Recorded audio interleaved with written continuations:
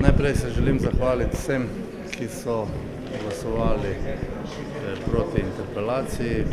Očitno so jih prepričali moji argumenti, ki sem jih čez dan predstavil. Vse je bila dolga, ste videli, tudi naporna, ampak to je vedno tako, ko je televizijski prenos.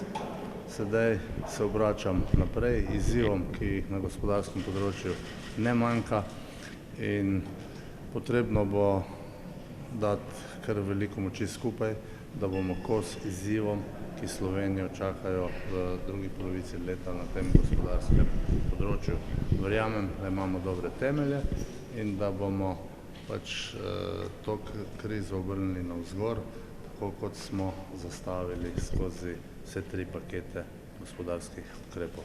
51 glasov, gospod minister, je to tudi... Dobro večer. Ali dobro jutro. Jaz sem pa najbolj. Ali ste kar vprašali? Ste vprašali, se pravi 51, 37, če se ne motim. Kaj to pove o glasovanju? Očitno koalicija tudi po tej interpelaciji ostaja relativno trdna.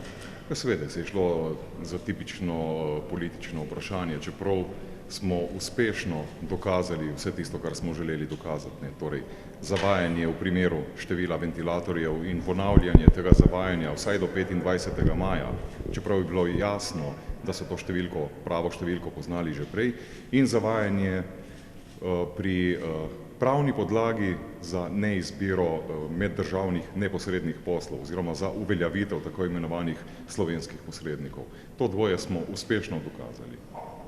Kako ocenjujete nivo razprave danes? Slišali smo kar precej tudi besed.